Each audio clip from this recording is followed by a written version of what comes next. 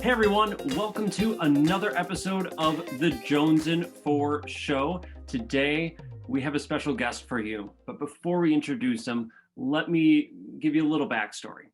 So I've been asking all of the tribe members, all of you, via social media generally, what you want to get. What do you need from me to help you live your life to the max? And one of the things that I hear time and time again from so many of you is finances. If you can get your finances in order, oh man, you can live your life to the max. That gives you the ability to be able to chase your dreams, chase your passions, do everything you love to do. So I've listened and I have brought on an amazing guest, a strategic financial planner who has helped people save millions of dollars, but so much more than that. He's helped people save money, earn money, be able to go on vacations, but even more, it's that emotional part, right? Because he's able to help people feel free from that guilt, from the oppression that being in debt has, or having these big goals. He helps them align their life, their goals, their finances, so they can live their life to the max. So without further ado, I'm going to introduce our special guest who will help you, Sean Coe, to the show. Thank you so much for being here, buddy. Thank you, my friend. It's awesome to spend some time with you. And I feel like just being here with you today is me living my life to the max. So Well, I appreciate it, man. It's so much fun to chat with you. I met Sean when we were at a mastermind retreat with the Unleash You Now family, which was a lot of fun. Check them out if you're interested. But I learned more about him and what he does, and we were swapping stories back and forth of the people's lives we have impacted and how that made us feel and how we saw the impact that we had and the changes in their life. So, Sean, I'm going to throw this over to you. Share one of your favorite stories of you helping a client live their life to the max. I think my absolute favorite story was I remember a family that was really struggling and they were going to therapy and they had a lot of challenges and I remember them telling me like we don't know if we can stay married. And obviously that's a major crisis point in anyone's life. And they had come to me and my team to say, can we put a financial plan together because we're drowning in debt. We want to put our kids into college, but we have no idea how to do that. We can't even think about retirement right now because all I'm doing is just trying to support the life that I, bought with the Right. house and the cars and things like that. And I said, no problem. Like, well, we're going to do the best we can to try to help you as much as possible. And so my company runs people through what we call the 5 stages of wealth building. And we can talk about that in more detail. But the point of the story is that in running her and her husband through this process, we were able to teach them some habits and skills that started to change some outcomes. But it never really hit me the impact with this family until she called me one day and she said, Sean, you saved my marriage. Your team saved my marriage. Like we were on the road to getting divorced. And once we started to get a handle on how to think about money, how to know what to do with it, and how to manage it, and then implement that with your team helping us every step of the way, like all of a sudden, so much of our tension in our marriage is gone. We're going to stay married. And she was like, but wait, we're not done yet. Like that's not the end of the story. Like we're not only going to stay married, but I can see the light at the end of the tunnel to pay off this debt. And you know what that means is that I can then start to contribute to my kids' college, which I've always wanted to do. And for the first time, my husband and I were able to think about, how do we want to retire? What is the life we want to live? And so from that strategic plan, it was able to open up all of this hope and possibility on top of saving a marriage. So that was a pretty fun story for me. That is absolutely incredible of a story to save someone's marriage, first of all, and then let them have the freedom to be able to invest that money where they want, helping their kids' future out, like they chose, or taking vacations or retirement or whatever it is. But wow, so impactful to hear that story, and I'm sure you have many others like that of just impacting people's lives. I think as I'm thinking about money, generally we don't see money taught in schools or to us generally. Maybe the basics, maybe how to keep a checkbook. When I was teaching middle school and high school choir, I had Even I was in charge of teaching finance for a short bit there, and maybe students got things, but it wasn't the best. So that leads us as adults to not be well informed of how to manage our money, how to manage Right. life, and money is very emotional. While we want to be hard men, especially men, think, oh well, the money's numbers in the checkbook or whatever, you have family men type stuff. But let's be honest, money's very emotional, and it can make Yeah. people and it can break people and relationships. So can you give us some tips of how to make sure that we have a healthy relationship with money and ourselves? Well, I mean, I think that there's a lot of different ways to go with that. We could go into money beliefs and limiting but the beliefs and things like that. And I think one of the best things to do is either to see money as energy or money as a tool, right? Like it isn't the aim. The aim is to build the life that you want and the life experience. Money is just a tool or energy that funds that plan, right? I think that a lot of us get raised that money is the root of evil, or only all rich people are greedy, and like these things just aren't true, and we have to work through some of these things. But if we look at as money as a tool, well, everyone deserves access to the life that they want. A lot of times we just don't know how to do it.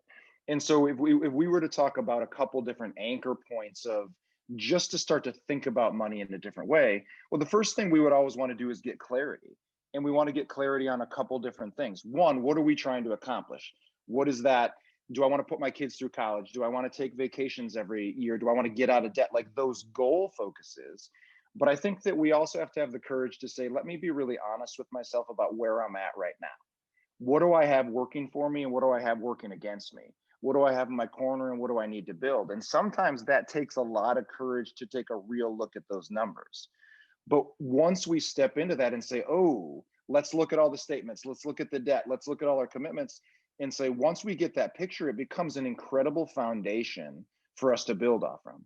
And the emotional part of that is that once you get clear on where you're at, you always have that as a reference point to look back at to say, look at how far we've grown. Mm-hmm. And from that foundation, then what I like to do with people is I go back to that dream conversation and say, okay, now we're clear. Let's take some space to dream even bigger. Like, how many of us in life right now really have the accurate enough space to dream big? There's so many limitations with the coronavirus and with not being able to go out and with all of, not to get political, but all the political ups and downs that are going on and financial stress and, stimulus checks and everything like that. We have so much emotional weight that we don't have the space to dream like we need to. And so from clarity, we can start to dream. And then what we do is we build that into a plan. And then there are fears, doubts, and louder voices in planning and implementation and execution, right? And so we need the right people in our life to link arms with to be able to help us navigate every step as we execute that. I love that, surrounding yourself with the right people, but you have, and I should say, there's no but, and you have a goal, a vision that you're wanting to go for, and then having clarity with where you are. So one of the things that I teach is goals, right? Goal setting, how to crush goals and make sure it's smart and how you can achieve them. So you set your goal, and you know where it is, so you make it clear, it's a smart goal. You do the same financially, let's say, so you have a dollar amount, or you want to take vacations every year or whatever, and you know what you need to do to make that, or what it takes to make that happen, I should say, like what dollar amount that would be. But you're at the bottom, you're not there yet. And do you suggest being clear about where you are right now, but even before you set that goal or vision, or do you have that vision and then come down to be clear about where am I actually right now? What's first? I think that you can do either way. I prefer to set some of those goals ahead of time Mm. because what we want to do is make sure that it's really easy when we get courageous to look at where we're at to get discouraged by that. Because all of us in the world have convinced ourselves that we should be further than we are, and we all punish ourselves for that. And so, Totally. like, obviously, there's work to be done on that. But if we have an idea of where we're headed, it helps navigate that. And then once we look at that clarity, what we do is basically say, how do we take the next right step? Hmm. And so we pour everything into that very first step because we can't do everything in a financial plan right now. But what we might be able to do is save $1,000. We might be able to start to set up that college fund for your kids. We might be able to start that investment fund or get a income protection or different things like that. And when we set it up like that, I always envision it like a staircase. We all want to be at the top of the staircase, but we're on whatever step we're on. Right. The only thing any of us can do is take that next step. And then once we do that, we reset, we have a win that we can celebrate, we have an anchor point of success, and we can take the next step. And then we're building momentum as we go towards the goal that we've identified. I love that approach, and it's the exact same analogy I use for goals. Is you set those benchmarks, as I call them, and then you do the steps, the tasks needed to get to that benchmark, and those are your steps, and you just keep getting more and more. You have the wins to get you closer to it. But okay, I could think about it like goals. I could think about it like, okay, I want to run 5 miles, let's say, or I want to be able to do these many push-ups or whatever, right? Even not fitness related, other goals. But with money, man, I seem to come to this roadblock, this little blinding vision. Let's say I want to save $10,000. So let's just throw a dollar amount. Like that's my dream. I want to have $10,000 in the bank account for a rainy day fund, just there. So right now, like, okay, I figure out where I'm at. I figure out the debt that I have currently, if I have any, what are my expenses, what's my income coming in, but be very honest. And I looked at that. So, okay, here's where I'm at. There's my goal. How do I get from here to there? How do I build those steps to reach that goal? So the very next step that we need to do at that point in time is figure out what I call what's our workable amount of money. And so if we look at our budget every month, say you have $5 left over, you have $1,000 left over. What we get to do is take whatever is left over, and obviously we have strategies to try to create more money. And as you know, like there's one of two ways to create money. It's either reduce expenses or make more money, and we have strategies for both of those. Right. But once we figure out that commitment based number, what we do is we say, let's use that to fund the plan. Now, say it's $100 a month. You can't fund your whole plan with $100 a month. But what we can do is we can start to take steps in the right direction. Because if somebody has, like you said, they want $10,000 in the bank and they want to retire, well, we'll need more than $100 a month to do both of those things. But 100 is a great step. And it leverages a principle that I like to talk about that the best part of a step forward is that you can't go forward and backwards at the same time.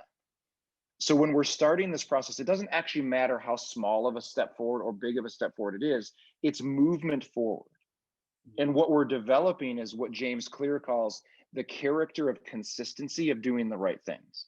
And that is an identity-based thing that we'll be able to leverage for the rest of our life. Because eventually you'll have 10,000 a month extra as opposed to just 100. And then we can really, kind of hypercharge the plan. I love that. So it's being consistent about it, and no matter how big or small your steps are, you take it and you make sure you're going forward, big or small, but you're always going forward. And then it's that compound effect where it just builds and builds upon itself. Absolutely. So what happens as we're going on this journey and we're getting closer to our goals? The compound effects seems to, I think, be working. I'm not 100% sure, but let's say it's going, and all of a sudden, bam, coronavirus happens or life happens, something's throwing a wrench at you, and now, oh my gosh, either I'm stuck or I seem like I'm back a step or two. What do I do? What do I think? What should I just give up? I mean, what's the next thing I should do? Well, give up. Yeah, you and I, we're not give up guys, so we don't do that, right? No, that was hard for me to say. I'll be honest. It was a struggle. Right, you're like, I can't get these words to come out of my mouth. But that's a really great question, because all of us face this in this pandemic. And I think that, like, I can reference two different stories, right? Like my clients that worked with me and we had a plan, that worked with my team and we had a plan in place. The phone calls I got was, oh my goodness, Sean, I'm so thankful that your team and I put this plan together, because even though the world feels like it's going crazy, I have an anchor point of stability that I can trust. Not only do I have a plan that I have been executing, that I'm seeing progress, and I have people that I know I can call, right? Now, those same people may have had to pull money out of their emergency fund because maybe they were laid off or they lost their job or different things like that. And the conversation that we had with them is, say they had that $10,000 that you were referencing, and they had to spend 5,000 of it to support their monthly bills, right? And they're like, oh, like, that's not fun to have to use that money. But the cool part is that you built it intentionally. which you never lose that advance. And so even if you have to spend it, one, the emotional cost of spending money that you saved is much less than putting on a credit card that causes debt. So we already win. Now, the real cool thing is that you've already proved that you could save $10,000. So the odds are you can probably do it again and do it much more quickly because you already know how to do it. And that's where we leverage the advances or permanent concept, is like you never lose the advances we make. And you have this plan in person to kind of reference. And so you can get coached too, because a lot of fears, doubts, and louder voices come up in that process. Right. Now, I also know people that are working with my team now, but weren't before, that Mhm. called me and said, oh my goodness, I don't have anything to reference in this time. And so what we tend to do when we don't have anything to reference is we go back to our old bad habits. We go back to the things that we used to cope with life that maybe weren't the healthiest. And yeah, like some people use like substances, but I'm not even talking about that. I'm talking about poor decision making, Right. where it's like retail therapy. Let me go on Amazon, because we all have tendencies, right? We all are on this growth journey where none of us are there yet. And we need the right coaches and plan and things to anchor ourselves to keep us on pace. Totally, right? We fall back to the systems that we have had in place and that are stronger and strongest. So as we're building up these new systems, a new way to save money or whatever that your goal is, working out even or eating healthy or meditating, whatever, you build up these habits and you're working towards it. But as soon as a wrench is thrown in there, we fall back generally to our old systems, unless that new system's strong enough that we can stop ourselves and then go forward with it. But generally, if we fall back to the old system, like you said, we already know we can do it. We've proved to ourselves, and we know the systems, and we have the right people, the coaches and friends and communities in our corner to help us lift us up so we can get there faster because now we know it. Right? I think about like running. I'm a big runner, right? And many of you know that if you've listened to any of these shows. And I ran all the time. And then for whatever reason, I stopped running. Usually it's because of winter, but I stopped running so much and I don't like running on treadmills. So I was going to wait till spring to hit up. Well, spring happened. Man, my times are slow. I'm beating myself up because my times aren't what they were before. Well, no wonder I wasn't running, right? I wasn't doing the stuff that I needed to do. But I knew how to do it. I knew how to get my speed back to where I wanted, my distance where I wanted to be. And so now I could implement the training that I've had and the knowledge I have already in place to get me back to that point faster. Absolutely. Yeah. It's very powerful. So, as we're going through these steps, any tips for the listeners and viewers of this to really help them have financial success so they can live their life to the max? What are some go-to tips for you for them saying like I'm lost to now I have a good idea and good plan to have success and live my life to the max? I think that one of the biggest things I believe is like what is the best plan? The best plan is what you'll actually do. And so we want something you'll follow through on, obviously. Other than that, I think that you really want to get really good at being aware of and celebrating growth and progress, right? Because then we're talking emotional momentum. Like, yeah, like is saving $100 in a savings account going to change your life magically? Most likely not. But if you did it on purpose, we can celebrate it. And if you can do 100 on purpose, we can do 500 on purpose. And so there's an emotional component or a mindset component of it. But I think that the biggest advice that I could ever give somebody is have a plan that you believe in, that you can execute on a daily, monthly, weekly basis, and have the right people around you that can help support you, people that are fully invested in your success. It's what I call my board of directors. Like I've invited people into my life and given them permission to tell me the truth because I know they love me and they want me to be successful. Like if you did nothing else other than having some clarity, having the right plan and the right person, like that changes everything. Now, there's 40,000 pieces of advice I could give somebody, but it's really hard. They're very individual advice pieces because everybody's plan is individual to them and everybody sees the world a little bit differently. But if we say, let's get clear on where we're going and where we're at, let's have the courage to do that. Let's have the right strategic financial plan and let's have the right people helping us to support that. That's a foundation that can apply to everyone, whether you're running a multi-million dollar company or you're like, I don't know how I'm going to pay rent at the end of the month. Right. And I love those strategies, those the approaches to surround yourself, have the board of directors like you have, and have that solid plan for sure, and have clarity where you want to be, where you are, and the plan that you need. So, which is great. I'm thinking about this, and I'm thinking as if I'm listening to this show for the first time, and I'm worried how I'm going to pay rent at the end of the month, or I really want to save money, and we're just scraping by. And I'm going, this is great advice. I love this. This Sean guy's great, but what do I actually do? Like, okay, how do I find a plan? Okay, I can be clear about where I'm at. I could look at my finances, where money in, money out, debt, all that stuff. I could be clear. I have my goal, but how do I know what plan to go for? Who do I contact? Where do I look? You said there's 1,000 million tips out there. What do I really do? Well, I'm always going to coach people on talk to the right financial planner, talk to the right strategic trusted advisor, right? And whether that's my team, and I would love to help any of your listeners. And one of the things I can do is I can, if you're cool with it, like I'll send you a couple of worksheets that you can share with your listeners that would start them on the process of doing these things. And no problem, I can share that with you, with you. But get somebody that you trust that you can ask these questions for, because we want to get started. Like there's a saying in financial planning that you either need a little bit of money and a lot of time, or a lot of time and a little bit of money. And so we want to use time in this process of building wealth and paying down debt. But yeah, I mean, like the first piece of advice is really look and see where we're at. And then we probably want to start to set some goals in like one of four different realms. Like, how do we get a rainy day fund or an emergency fund? Like, how do we get $1,000 saved up? Like, the minute we have $1,000 saved up, the world feels a little different. If I have to change the brakes on my car and I have cash to pay as opposed to a credit card, it feels a little bit different. We definitely want to leverage into paying down debt. Debt is like a noose. And, like, like really quickly, are you familiar with the rule of 72? No.